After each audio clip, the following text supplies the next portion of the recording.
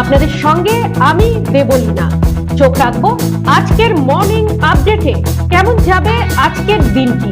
আমাদের সঙ্গে রয়েছেন আমাদের প্রতিনিধি, তার কাছ থেকে শুনে নেব আজকের আবহাওয়ার রিপোর্ট। দেখো দেবলীনা, ভারতীয় মৌসুম দপ্তর থেকে যেটা বার্তা পাঠানো হয়েছে তাতে কিন্তু বলা হয়েছে যে আজ উত্তরবঙ্গের সর্বত্রই কিন্তু আকাশ মূলত রৌদ্রকরোজ্জ্বল থাকবে। তবে সকাল এবং সন্ধ্যের দিকে কিন্তু কোথাও কোথাও ঘন কুয়াশার সৃষ্টি হতে পারে। পাশাপাশি দার্জিলিং সহ সিকিম, হিমালয়ের কোথাও কোথাও এক্ষেত্রে কিন্তু তুষারপাতের কিন্তু সম্ভাবনা একটা পূর্বাভাস দিয়েছে উত্তরবঙ্গ কৃষি বিশ্ববিদ্যালয়ের আবহাওয়া দপ্তর।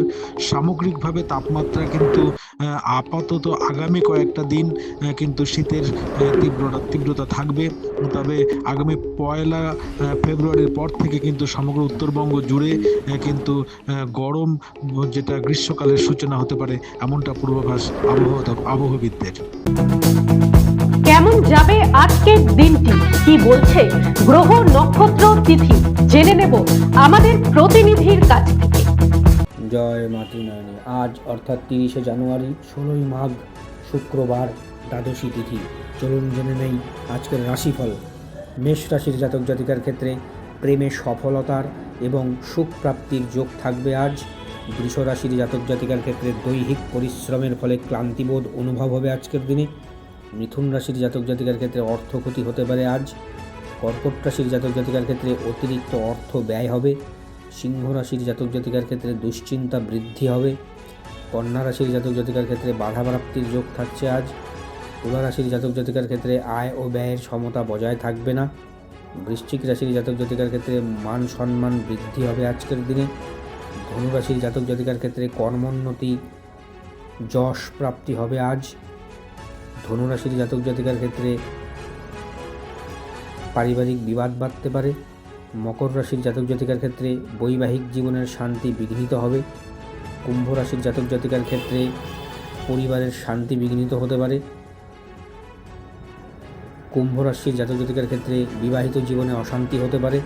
মীন রাশির জাতক জাতিকার ক্ষেত্রে শুভ পরিবর্তন হবে, শুভ অনুষ্ঠানে যুক্ত হতে পারেন আজকের দিনে। নমস্কার। এক নজরে দেখে নিই গত 24 ঘন্টার খবরের দুরন্ত আপডেট।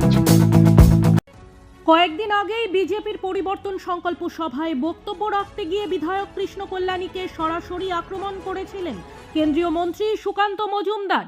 ইঙ্গিত দিয়েছিলেন কৃষ্ণ বধের।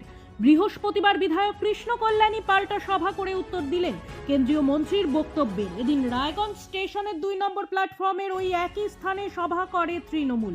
আর এই সভার মধ্যে দিয়েই নির্বাচনী প্রচার শুরু করে দিলেন রায়গঞ্জের বিধায়ক।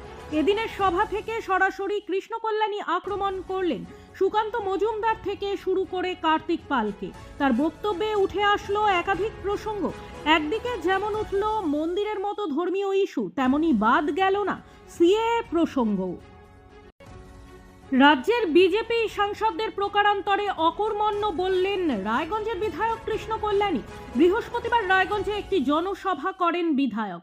সেই সভায় বক্তব্য রাখতে গিয়ে রায়গঞ্জের সাংসদ কার্তিক চন্দ্র পাল সহ রাজ্যের বিজেপি সাংসদদের দিকে আঙুল তুলে বলেন, সাংসদ উন্নয়ন তহবিলের টাকা এরা কেউই খরচ করতে পারছেন না। তার অভিযোগ, রায়গঞ্জের সাংসদ কার্তিক চন্দ্র পাল প্রায় 9,80,00,000 টাকা উন্নয়ন তহবিলে পেলেও খরচ করতে পারেননি 1টি টাকাও। অন্যদিকে কেন্দ্রীয় মন্ত্রী সুকান্ত মজুমদারও ওই একই পরিমাণ টাকা পেলেও সাংসদ তহবিল থেকে তিনি খরচ করতে পেরেছেন মাত্র 45 লক্ষ টাকা। ওয়েবসাইট থেকে এই তথ্য তিনি পেয়েছেন বলে দাবি করেন বিধায়ক কৃষ্ণ কল্যাণী।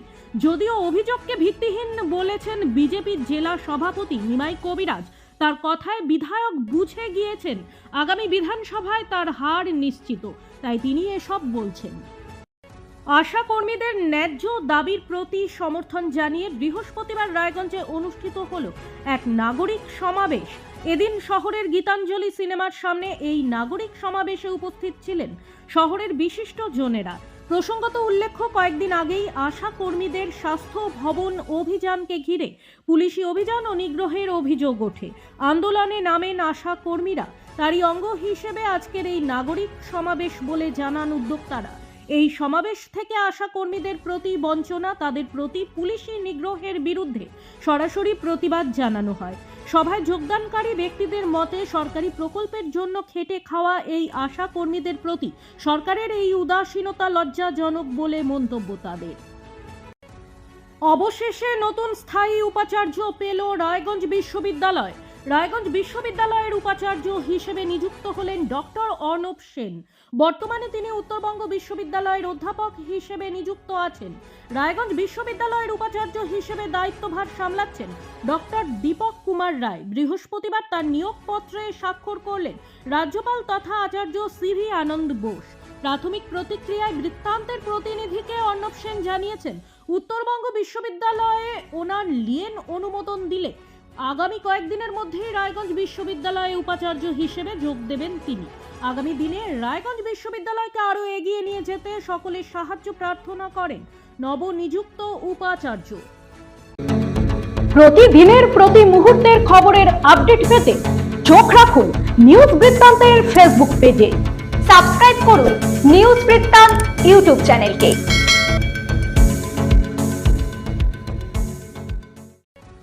এসআইআর হিয়ারিং ক্যাম্পে অবজারভারকে আঙুল দেখিয়ে ধমকের অভিযোগ। তৃণমূল মাইনরিটি সেলের জেলা সভাপতি জাভেদ আক্তারকে ঘিরে তীব্র চাঞ্চল্য। উত্তর দিনাজপুর জেলার তৃণমূল কংগ্রেসের মাইনরিটি সেলের জেলা সভাপতি জাভেদ আক্তার এসআইআর হিয়ারিং ক্যাম্পে উপস্থিত হয়ে অবজারভারকে আঙুল দেখিয়ে ধমক দেন বলে অভিযোগ। ঘটনাটি ঘটে ইসলামপুর ব্লকের ধনতলা হাই স্কুলে। ঘটনার ভিডিও ইতিমধ্যেই সোশ্যাল মিডিয়ায় ভাইরাল হয়েছে, যা নিয়ে রাজনৈতিক মহলে শুরু হয়েছে তীব্র চাঞ্চল্য।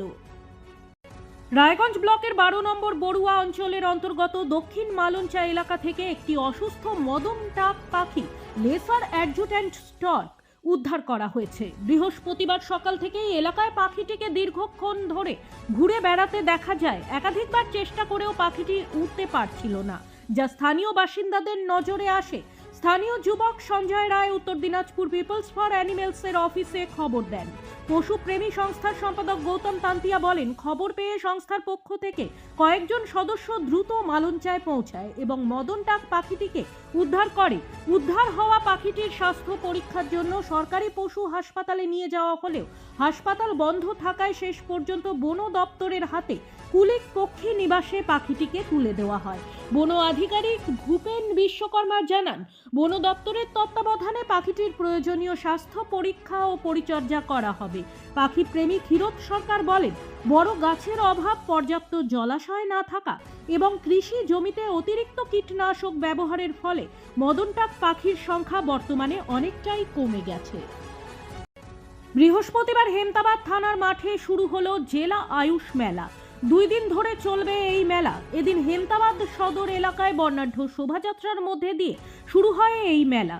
এদিনের এই কর্মসূচিতে উপস্থিত ছিলেন জেলা মুখ্য স্বাস্থ্য আধিকারিক সুকান্ত বিশ্বাস, হেমতাবাদ ব্লক স্বাস্থ্য আধিকারিক আনসারুল হক, বিডিও বিশ্বজিৎ দত্ত, আইসি সুজিত লামা সহ আয়ুষের চিকিৎসক ও স্বাস্থ্য কর্মীরা।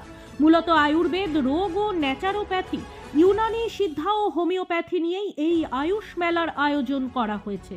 2 দিনের এই মেলায় থাকছে বিনামূল্যে হোমিওপ্যাথি, আয়ুর্বেদিক স্বাস্থ্য পরীক্ষা এবং ওষুধ প্রদান, যোগ ও রক্তদান কর্মসূচি। থাকছে বিনামূল্যে ওষুধি গাছ বিতরণ, ছাত্রীদের জন্য আয়ুষ সম্বন্ধে বসে আঁকো এবং কুইজ প্রতিযোগিতা। এছাড়াও হোমিওপ্যাথি এবং আয়ুর্বেদিক চিকিৎসা সম্বন্ধে আলোচনার ব্যবস্থা রয়েছে। গুড মর্নিং বৃত্তান্ত আজ এই পর্যন্তই। ঘরে বাইরে খবরে থাকুন, চোখ রাখুন নিউজ বৃত্তান্তে। নিউজ বৃত্তান্ত, হলুদ নয় স্বচ্ছ। নিউজ বৃত্তান্ত, হলুদ নয় স্বচ্ছ।